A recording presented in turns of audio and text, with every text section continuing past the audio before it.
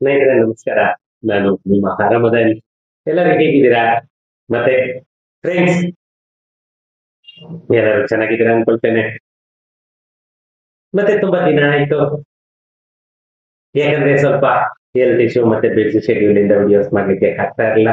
ಆದ್ರಿಂದ ಯಾವುದೇ ವಿಡಿಯೋಸ್ ಕೂಡ ನಾನು ಅಪ್ಲೋಡ್ ಮಾಡಿಲ್ಲ. ಇವತ್ತು ಒಂದು ಶಾಕಿಂಗ್ ನ್ಯೂಸ್ ಮತ್ತೆ ಗುಡ್ ನ್ಯೂಸ್ ಅಂತಲೇನೆ ಹೇಳ್ಬೇಕು. ಇದ್ರ ಬಗ್ಗೆನೇನೆ ಇವತ್ತು ಈ ವಿಡಿಯೋದಲ್ಲಿ ಮಾತಾಡೋಣ. ಟೈಮ್ ವೇಸ್ಟ್ ಮಾಡೋದ್ ಬೇಡ, ನಾವು ವಿಡಿಯೋಗೆ ಎಂಟರ್ ಆಗೋಣ. ಏನಂದ್ರೆ ನಮ್ಮ ಕರ್ನಾಟಕ ಸರ್ಕಾರ ಬಿಡಿಎ ಏನು ಪೆರಿಫೆರಲ್ ರಿಂಗ್ ರೋಡ್ ಅನ್ನೋದನ್ನ ಅನೌನ್ಸ್ ಮಾಡ್ತು. ಯಾಕಂತಂದ್ರೆ 2005 ಇಂದ ಕೂಡ ಇಲ್ಲಿವರೆಗೂ ಸುಮಾರು 3-4 ಜನ ಸಿಎಂಗಳು ಚೇಂಜ್ ಆದ್ರೂ ಕೂಡ ಅದರ ಪ್ರಾಸೆಸ್ ಅಂತೂ ಬಿಟ್ಟಿಲ್ಲ. ಯಾಕಂತಂದ್ರೆ ದಿನೇ ದಿನೇ ದಿನೇ ದಿನೇ ಅದನ್ನ ಯಾವ ರೀತಿ ಮಾಡ್ಬೇಕು, ಏನ್ ಮಾಡ್ಬೇಕು ಅನ್ನೋದು ಇವತ್ತಿಗೂ ಕೂಡ ಅದು ಕರ್ನಾಟಕ ಸರ್ಕಾರ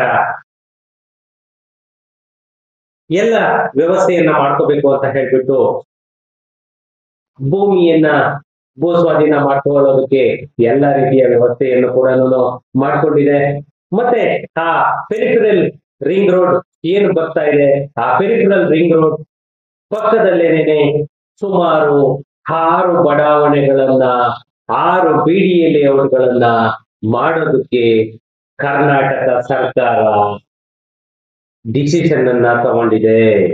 ಏನು ನಮ್ಮ ಬಿಡಿಎ ಬೆಂಗಳೂರು ಬಿಸಿನೆಸ್ ಕಾರಿಡಾರ್ 2 ರಸ್ತೆಗೆ ಹೊಂದಿಕೊಂಡಂತೆ ಸುಮಾರು 6217 ಎಕರೆ ಪ್ರದೇಶದಲ್ಲಿ, ಇದು ಬಂದ್ಬಿಟ್ಟು only PRR2 peripheral ring road 2 ಮಾತ್ರ ನಾನು ಹೇಳ್ತಾ ಇರೋದು. ಏನು ಪೆರಿಫೆರಲ್ ರಿಂಗ್ ರೋಡಿಗೆ ಹೊಂದಿಕೊಂಡಂತೆ ಸುಮಾರು 6 ಬಡಾವಣೆ, 6 ಲೇಔಟ್ಗಳನ್ನ ನಿರ್ಮಾಣ ಮಾಡಲಿಕ್ಕೆ ಸುಮಾರು 6217 ಎಕರೆ ಜಮೀನನ್ನ ವಶಪಡಿಸಿಕೊಳ್ಳೋದಕ್ಕೆ ಮುಂದಾಗಿದೆ. ಮತ್ತೆ ಈ ಯೋಜನೆಗಾಗಿ ಸುಮಾರು 854 ಎಕರೆ ಭೂಮಿಯನ್ನ ಸ್ವಾಧೀನ ಪಡಿಸ್ಕೊಳ್ಳೋದಕ್ಕೂ ಕೂಡ ಟೋಟಲಿ ಸುಮಾರು 8,000 ಎಕರೆನಲ್ಲಿ ಈ ಬಡಾವಣೆಯನ್ನ ಮಾಡೋದಕ್ಕೆ ಒಂದು ವ್ಯವಸ್ಥೆ ಮಾಡ್ತಾ ಇದೆ. ಏನು ಭೂ ಮಾಲೀಕರಿಗೆ 40-60 ರೇಷಿಯೋ ಅನುಪಾತದಲ್ಲಿ ಪರಿಹಾರ ನೀಡೋದು ಕೂಡ ಇದು ನಿರ್ಧಾರ ಮಾಡಿದೆ ಅಂತ ಹೇಳ್ಬೇಕು. ಯಾಕಂತ ಅಂದ್ರೆ ಇದು ಮೂಲ ಉದ್ದೇಶ ನಮ್ಮ ಕರ್ನಾಟಕ ಸರ್ಕಾರ ಮಾಡ್ತಾ ಇರೋದು ಅಂತಂದ್ರೆ ಅನಧಿಕೃತ ಬಡಾವಣೆಗಳಿಗೆ ಮಟ್ಟ ಹಾಕಬೇಕು ಅನ್ನೋದು ಒಂದೇನೇನೆ ನಮ್ಮ ಕರ್ನಾಟಕ ಸರ್ಕಾರ ಬಿಡಿಎ ಮಾಡಿರುವಂತದ್ದು. ಯಾಕಂತಂದ್ರೆ ಇವಾಗ ಬಿಡಿಎ, ಬಿಬಿಎಂಪಿ ಎಲ್ಲ ಹೋಗಿ ಗ್ರೇಟರ್ ಬ್ಯಾಂಗ್ಳೂರ್ ಅಥಾರಿಟಿ ಅಂತ ಏನ್ ಬರ್ತಾ ಇದೆ, ಇದು ಎಲ್ಲಾ ರೀತಿಯಲ್ಲೂ ಕೂಡ ಬಡಾವಣೆಗಳ ನಿರ್ಮಾಣ ಮಾಡೋದಕ್ಕೆ ಅಂತಲೇ ನಮ್ಮ ಕರ್ನಾಟಕ ಸರ್ಕಾರ ವಶಪಡಿಸಿಕೊಳ್ತಾ ಇರೋದು. ಇದಕ್ಕೆ ಭೂ ಮಾಲೀಕರಿಗೆ 40-60 ರೇಷಿಯೋದಲ್ಲಿ 40-60 ರೇಷಿಯೋ ಏನು ರೈತರು ಮತ್ತೆ ಕರ್ನಾಟಕ ಸರ್ಕಾರ ಒಂದು ಜಂಟಿ ಇದರಲ್ಲಿ ಡೆವಲಪ್ ಅನ್ನ ಮಾಡ್ತೀವಿ ಅಂತ ಹೇಳ್ತಾ ಇದ್ದಾರೆ. ಯಾಕಂತಂದ್ರೆ ನಿಮ್ಗೆ ರೇಷಿಯೋ ಬೇಕಾದ್ರೆ ರೇಷಿಯೋನಾದ್ರೂ ತಗೊಳ್ಬಹುದು, ಅಥವಾ ನಿಮ್ಗೆ ದುಡ್ಡು ಬೇಕಾದ್ರೂ ಕೂಡ ದುಡ್ಡನ್ನು ಕೂಡ ತಗೊಳ್ಬಹುದು. ಎರಡೂ ರೀತಿಯಲ್ಲೂ ಕೂಡ, ಯಾಕಂತಂದ್ರೆ ಆಲ್ಟರ್ನೇಟ್ ಸೈಟ್ಸ್ ಬೇಕಾದ್ರೆ ಆಲ್ಟರ್ನೇಟ್ ಸೈಟ್ಸ್ ತಗೊಳ್ಬಹುದು, ಇಲ್ಲ ನೀವು ದುಡ್ಡು ಬೇಕು ಅಂತಂದ್ರೆ ದುಡ್ಡು ಕೂಡ ತಗೊಳ್ಬಹುದು. ಆ ತರ ಒಂದು ಸ್ಕೀಮ್ ಅನ್ನು ಕೂಡ ಕರ್ನಾಟಕ ಸರ್ಕಾರ ಒಂದು ಆಪ್ಷನ್ ಅನ್ನು ಕೂಡ ಇಡ್ತಾ ಇದೆ. ಏನು ಹೊಸೂರು ರಸ್ತೆಯಿಂದ ಬನ್ನೇರುಘಟ್ಟ ರಸ್ತೆ, ಕನಕಪುರ ರಸ್ತೆ ಮತ್ತೆ ಮೈಸೂರು ರಸ್ತೆಗೆ ಹಾದು ಹೋಗುವಂತಹ ನಮ್ಮ ಬೆಂಗಳೂರು ಬಿಸಿನೆಸ್ ಕಾರಿಡಾರ್ PRR2 ರಸ್ತೆಗೆ ಹೊಂದಿಕೊಂಡಂತೆ ಸುಮಾರು 6 ಬಡಾವಣೆಗಳನ್ನ ನಿರ್ಮಾಣ ಮಾಡೋದಕ್ಕೋಸ್ಕರ ಆಲ್ರೆಡಿ ಅಕ್ವೈರ್ ಮಾಡ್ಕೊಳ್ಳೋದಕ್ಕೆ ಜಮೀನನ್ನ ನಮ್ಮ ಕರ್ನಾಟಕ ಸರ್ಕಾರ ಆಲ್ರೆಡಿ ನೋಟಿಫಿಕೇಶನ್ ಅನ್ನು ಕೂಡ ಮಾಡಿದೆ. ಮತ್ತೆ ಕರ್ನಾಟಕ ಸರ್ಕಾರ ಅಧಿಸೂಚನೆಯನ್ನ ಹೊರಡಿಸಲು ಕೂಡ ಅನುಮೋದನೆಯನ್ನು ಕೂಡ ನೀಡಿದೆ. ಏನು ನಮ್ಮ ಬೆಂಗಳೂರು ಅಭಿವೃದ್ಧಿ ಪ್ರಾಧಿಕಾರ ಅಂತ ಏನಿತ್ತು, ಇವಾಗ ಅದೇ GBA ಗ್ರೇಟರ್ ಬ್ಯಾಂಗ್ಳೂರ್ ಅಥಾರಿಟಿ ಆಗಿರೋದು.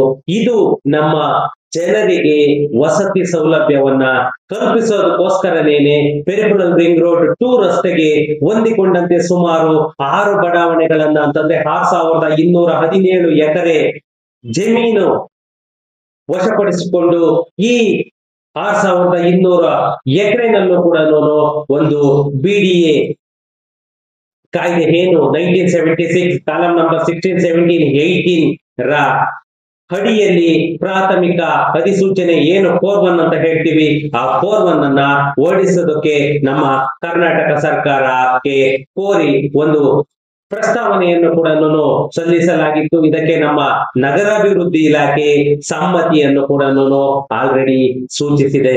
ಏನು ನಮ್ಮ ಬೆಂಗಳೂರು ನಗರದ ಸುತ್ತಮುತ್ತ ಅನಧಿಕೃತ ಬಡಾವಣೆಗಳು ನಿರ್ಮಾಣ ಆಗ್ತಾ ಇದ್ವು, ಆ ಅನಧಿಕೃತ ಬಡಾವಣೆಗಳ ನಿರ್ಮಾಣವನ್ನ ತಡೆಗಟ್ಟಬೇಕು ಅಂತ ಹೇಳ್ಬಿಟ್ಟು ಹೈಕೋರ್ಟ್, ಸುಪ್ರೀಂ ಕೋರ್ಟ್ ಹಲವು ಪ್ರಕರಣಗಳಲ್ಲಿ ನಿರ್ದೇಶನವನ್ನ ಕೂಡ ನೀಡಿತ್ತು.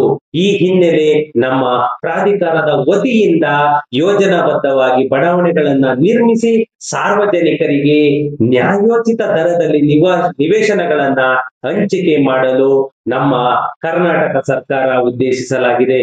ಈ ಮೂಲಕ ಅನಧಿಕೃತ ಬಡಾವಣೆಗಳನ್ನ ತಡೆಯೋದಕ್ಕೋಸ್ಕರನೇ ನಾವು ಈ ನಿರ್ಧಾರವನ್ನ ಮಾಡಿದೀವಿ ಅಂತ ಹೇಳಿ ನಮ್ಮ ಕರ್ನಾಟಕ ಸರ್ಕಾರ ಹೇಳ್ತಾ ಇರೋದು. ಹೀಗಾಗಿನೇ ಬಿಸ್ನೆಸ್ ಕಾರಿಡಾರ್ ಏನ್ ನಮ್ಮ Bengaluru business corridor PRR ring road ಅಂತ ಏನ್ ಹೇಳ್ತೀವಿ, ಆ ರಿಂಗ್ ರೋಡಿಗೆ ಹೊಂದಿಕೊಂಡ ಹಾಗೆ 6 ಬಡಾವಣೆಗಳನ್ನ 6 ಲೇಔಟ್ ಅನ್ನ ಮಾಡ್ತಾ ಇರೋದು. ಮೈಸೂರು ರಸ್ತೆಯಿಂದ ಹೊಸೂರು ರಸ್ತೆವರೆಗಿನ ಗ್ರಾಮಗಳಲ್ಲಿ ಹೊಸ ಬಡಾವಣೆಗಳನ್ನ ನಿರ್ಮಿಸಲು ಈ ಯೋಜನೆಯನ್ನ ರೂಪಿಸಿದ್ದಾರೆ. 6 ಹೊಸ ಬಡಾವಣೆಗಳ ನಿರ್ಮಾಣಕ್ಕೆ ಸುಮಾರು 21 ಗ್ರಾಮಗಳ ನಾನಾ ಸರ್ವೆ ನಂಬರ್ಗಳು ಈ ಬಡಾವಣೆಗೆ ಜಮೀನನ್ನು ಕೂಡ ಆಲ್ರೆಡಿ ಗುರುತಿಸಲಾಗಿದೆ. ಸುಮಾರು 50,000 ನಿವೇಶನಗಳನ್ನ ಅಭಿವೃದ್ಧಿ ಪಡಿಸುವಂತಹ ಒಂದು ಗುರಿಯನ್ನು ಕೂಡ ನಮ್ಮ ಕರ್ನಾಟಕ ಸರ್ಕಾರ ಇಟ್ಕೊಂಡಿದೆ. ಏನು ಈ PRR 2 ಪಕ್ಕದಲ್ಲಿ ಯಾಕೆ ಬಡಾವಣೆಗಳನ್ನ ಮಾಡ್ತಾ ಇದ್ದಾರೆ ಅಂತಂದ್ರೆ, ನಮ್ಮ ಬೆಂಗಳೂರು ಬಿಸ್ನೆಸ್ ಕಾರಿಡಾರ್ ಯೋಜನೆಯಡಿ ಸುಮಾರು 73 ಕಿಲೋಮೀಟರ್ ಉದ್ದದ ರಸ್ತೆಯನ್ನ 2 ಹಂತದಲ್ಲಿ ಅನುಷ್ಠಾನಗೊಳಿಸಲಾಗ್ತಾ ಇದೆ. ಹುಡ್ಕೋ ಬ್ಯಾಂಕಿಂದ ಸುಮಾರು 27,000 ಕೋಟಿಯನ್ನು ಕೂಡ ಅನುದಾನ ಏನು 27 ಕೋಟಿ ಸಾಲವನ್ನು ಕೂಡ ಆಲ್ರೆಡಿ ನಮ್ಮ ಕರ್ನಾಟಕ ಸರ್ಕಾರ ತಗೊಳ್ಳೋದಕ್ಕೆ ವ್ಯವಸ್ಥೆ ಮಾಡಲಾಗಿದೆ. ಇದು ನಮ್ಮ ಪೆರಿಫೆರಲ್ ರಿಂಗ್ ರೋಡ್ ಅಕ್ಕಪಕ್ಕದಲ್ಲಿ ಬರ್ತಾ ಇರುವಂತಹ ಬಡಾವಣೆಗಳು, ಲೇಔಟ್ಗಳು.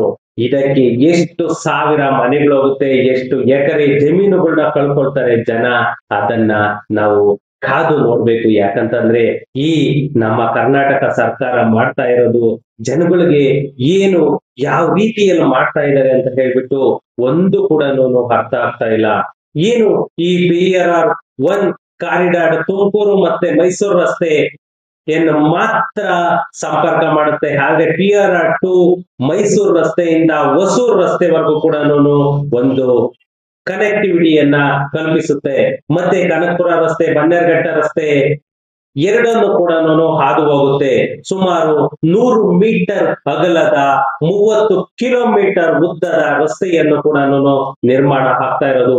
ಜೊತೆಗೆ ಕಾರಿಡಾರ್ನ 2 ಕಡೆ 24 ಮೀಟರ್ ಉದ್ದದ ವಾಣಿಜ್ಯ ನಿವೇಶನಗಳನ್ನು ಕೂಡ ಕಮರ್ಷಿಯಲ್ ಸೈಟ್ಸ್ ಕೂಡ ಒಂದು ಡೆವಲಪ್ಮೆಂಟ್ ಮಾಡೋದಕ್ಕೆ ಕರ್ನಾಟಕ ಸರ್ಕಾರ ಒಂದು ಪ್ರಸ್ತಾವನೆಯನ್ನು ಕೂಡ ರೆಡಿ ಮಾಡ್ಕೊಂಡಿದೆ.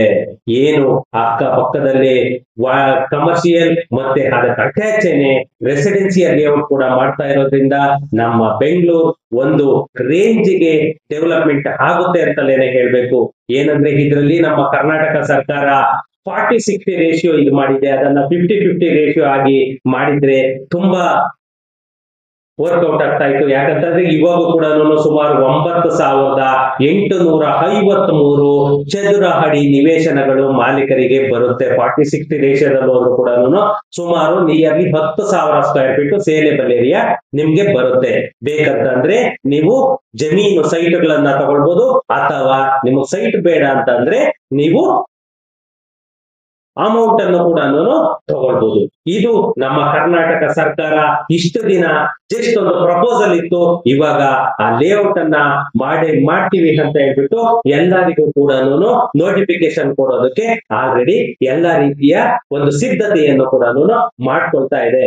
ಇದಕ್ಕೆ ಸರ್ಕಾರದಿಂದ ಅನುಮೋದನೆಯನ್ನು ಕೂಡ ಸಿಕ್ಕ ಹಾಗಿದೆ. ಇನ್ನೇನು ಕರ್ನಾಟಕ ಸರ್ಕಾರ 4-1 ಅನ್ನ ಇಶ್ಯೂ ಮಾಡ್ಲಿಕ್ಕೆ ಸಿದ್ಧತೆಯನ್ನ ಮಾಡ್ಕೊಳ್ತಾ ಇದೆ. ಯಾರ್ಯಾರ ಜಮೀನು ಹೋಗುತ್ತೆ, ಯಾರ್ಯಾರು ರೆವೆನ್ಯೂ ಸೈಟ್ಗಳು ಮಾಡ್ಕೊಂಡಿದ್ದೀರಾ ಅವೆಲ್ಲ ಹೋಗುತ್ತೆ, ಅವರೆಲ್ಲಾನು ಕೂಡ ಇವತ್ತಿಂದಲೇನೆ ಎಚ್ಚರಿಸ್ಕೊಳ್ರಿ. ಯಾಕಂತಂದ್ರೆ ಆಮೇಲೆ ನೀವು ಏನೇ ಹಿಟ್ ಮಾಡಿದ್ರು ಕೂಡ ನಿಮ್ಮ ಸೈಟು, ನಿಮ್ಮ ಮನೆ ನಿಮ್ಗೆ ಸಿಗೋದಿಲ್ಲ. ಇನ್ನು ಈ ಲೇಔಟ್ ಎಲ್ಲೆಲ್ಲಿ ಬರ್ತಾ ಇದೆ ಅಂತ ಅಂದ್ರೆ ನೋಡಿ, ಸುಮಾರು 21 ಗ್ರಾಮಗಳಲ್ಲಿ ಬಡಾವಣೆ 1 ಲೇಔಟ್ ನಂಬರ್ 1 ಮಾರ್ಗೊಂಡಳ್ಳಿ 84 ಎಕರೆ, ಬಡಾವಣೆ 2 516 ಎಕರೆ ಹುಲಿಮಂಗಲ, ಬೆಟ್ಟದಾಸನಪುರ ಮತ್ತೆ ಬಿಂಗಿಪುರ 3ನೇ ಲೇಔಟ್ 216 ಎಕರೆ, ಹುಲ್ಲಳ್ಳಿ ಬಡಾವಣೆ 4 ಬೇಗೂರು ಮತ್ತೆ ಒಮ್ಮದೇವನಹಳ್ಳಿ. ಇದು ಟೋಟಲಿ 4ನೇದು ಬಂದ್ಬಿಟ್ಟು 510 ಎಕರೆ ಇರೋದು ಬೇಗೂರು, ಒಮ್ಮದೇವನಹಳ್ಳಿ, ಕಮ್ಮನಹಳ್ಳಿ, ಮೈಲ್ಸಂದ್ರ ಮತ್ತೆ ಎಲ್ಲೇನಹಳ್ಳಿ, ಹುಲ್ಲಹಳ್ಳಿ. ಇನ್ನು ಬಡಾವಣೆ 5 ಏನು ಬಡಾವಣೆ 5 ಬರ್ತಾ ಇದೆ, ಈ ಬಡಾವಣೆ 5 ಸುಮಾರು 404,206 ಎಕರೆ. ಇದು BM ಕಾವಲು. ಬಡಾವಣೆ 6 ಸುಮಾರು 650 ಎಕರೆ. ಇದು BM ಕಾವಲ್ದು ಸುಮಾರು 6-7 ಊರ್ ಹೋಗ್ತಾ ಇದೆ. ಯಾಕಂದ್ರೆ ಕುಳಕಮಲೆ ಆಗ್ಬೋದು, UM ಕಾವಲ್ ಆಗ್ಬೋದು, BM ಕಾವಲ್ ಆಗ್ಬೋದು, OB ಚುಡ್ನಳ್ಳಿ ಆಗ್ಬೋದು, ಉತ್ರಿ ಆಗ್ಬೋದು, ಸುಮಾರು ಹೋಗ್ತಾ ಇದೆ. ಇನ್ನ 6ನೇ ಬಡಾವಣೆ ಈ ದೇವಗೆರೆ ಸರೌಂಡಿಂಗ್ ಅಲ್ಲಿ ಬರ್ತಾ ಇದೆ. ಇದು ಬಂದ್ಬಿಟ್ಟು ನಮ್ಮ PRR ಅಟ್ಯಾಚ್ ಮಾಡ್ತಾ ಇರುವಂತಹ ಬಡಾವಣೆಗಳು, BDA ಲೇಔಟ್ಸ್ ಅಂತ ಏನ್ ಹೇಳ್ತೀವಿ, ಈ BDA ಲೇಔಟ್ಸ್ 40-60 ರೇಷಿಯೋದಲ್ಲೂ ಕೂಡ ವರ್ಕೌಟ್ ಆಗುತ್ತೆ ಅಂತ ತಿಳ್ಕೊಳ್ತೀನಿ. ಇದು ಬಂದ್ಬಿಟ್ಟು ಟೋಟಲಿ 6,217 ಎಕರೆ ಭೂಮಿ, 6,217 ಎಕರೆ. ಯಾವ್ಯಾವ್ದು ಹೇಳ್ತೀನಿ ನೋಡಿ. ಬಡಾವಣೆ 1 84 ಎಕರೆ ಮಾರ್ಗೊಂಡಹಳ್ಳಿ, ಬಡಾವಣೆ 2 ಹುಲಿಮಂಗಲ 516 ಎಕರೆ, ಮತ್ತೆ ಬೆಟ್ಟದಾಸನಪುರ, ಬಿಂಗಿಪುರ 3 ಬರುತ್ತೆ. ಇದು ಬಡಾವಣೆ 3 216 ಎಕರೆ ಹುಲ್ಲಹಳ್ಳಿ ಮಾತ್ರನೇನೆ. ಇನ್ನು ಬಡಾವಣೆ 4 510 ಎಕರೆ ಬೇಗೂರು, ಒಮ್ಮದೇವನಹಳ್ಳಿ ಮತ್ತೆ ಕಮ್ಮನಹಳ್ಳಿ, ಮೈಲ್ಸಂದ್ರ, ಎಲ್ಲೇನಹಳ್ಳಿ ಮತ್ತೆ ಹುಲ್ಲಹಳ್ಳಿ. ಇನ್ನ ಬಡಾವಣೆ 5 4,216 ಎಕರೆ. ದೊಡ್ಡ ಲೇಔಟ್ ಅಂದ್ರೆ ಇದೇನೇನೆ. BM ಕಾವಲ್ಲು, ಕಗ್ಲಿಪುರ, UM ಕಾವಲ್ಲು, ಅಗ್ರ, ಕುಳಕಮಲೆ ಮತ್ತೆ ಬಡಾವಣೆ ಗುಳಕಮಲೆ ಮತ್ತೆ OB ಚೂಡ್ನಹಳ್ಳಿ ಮತ್ತೆ ಉತ್ರಿ. ಇಷ್ಟು ವಿಲೇಜಸ್ ಬರ್ತಾ ಇದೆ 4,216 ಎಕರೆ. ಮತ್ತೆ 6ನೇ ಬಡಾವಣೆ 652 ಎಕರೆ BM ಕಾವಲ್ಲು, ದೇವಗೆರೆ, ಗಂಗಸಂದ್ರ, ಗುಡಿಮಾವು. ಇಷ್ಟರಲ್ಲಿ ನಮ್ಮ BDA ಲೇಔಟ್ ಬರ್ತಾ ಇರೋದು. ಈ BDA ಲೇಔಟ್ ಅನ್ನ ನಮ್ಮ ಕರ್ನಾಟಕ ಸರ್ಕಾರನೇ ಡೆವಲಪ್ಮೆಂಟ್ ಮಾಡ್ತಾ ಇರೋದು 40-60 ರೇಷಿಯೋದಲ್ಲಿ. ಈ 40-60 ರೇಷಿಯೋ 100% ವರ್ಕೌಟ್ ಆಗಲ್ಲ. ಅಟ್ಲೀಸ್ಟ್ 50-50 ರೇಷಿಯೋಗಾದ್ರೂ ಕೂಡ ರೈತರ ಪ್ರಪೋಸಲ್ ಅನ್ನ ಇಡಬೇಕು. 50-50 ರೇಷಿಯೋ ಆದ್ರೆ ಕರ್ನಾಟಕ ಸರ್ಕಾರಕ್ಕೂ ವರ್ಕೌಟ್ ಆಗುತ್ತೆ, ರೈತರಿಗೂ ಒಂದು ಹ್ಯಾಪಿ. ಈ ಪ್ರಪೋಸಲ್ ಅನ್ನ ಒಂದು ಕರ್ನಾಟಕ ಸರ್ಕಾರಕ್ಕೆ ಒಂದು ಪ್ರಸ್ತಾವನೆಯನ್ನ ನಮ್ಮ ರೈತ ಸಂಘಗಳಾಗ್ಬೋದು ಮತ್ತೆ ರೈತರಾಗ್ಬೋದು ಇಂಡಿವಿಜುವಲ್ ಆಗಿ ಆ ಪ್ರಪೋಸಲ್ ಅನ್ನ ಇಡಬೇಕು. 50-50 ಅನುಪಾತದಲ್ಲೇ ಮಾಡಿ ನಾವು ಜಮೀನನ್ನ ಕೂಡ ಇದಿತ್ತು ಅಂತಂದ್ರೆ ಅದನ್ನ ಇದು ಮಾಡ್ಕೊಳ್ಳಿ. ಓಕೆ ಫ್ರೆಂಡ್ಸ್, ಸಿಗೋಣ ನೆಕ್ಸ್ಟ್ ವಿಡಿಯೋದಲ್ಲಿ. Thank you.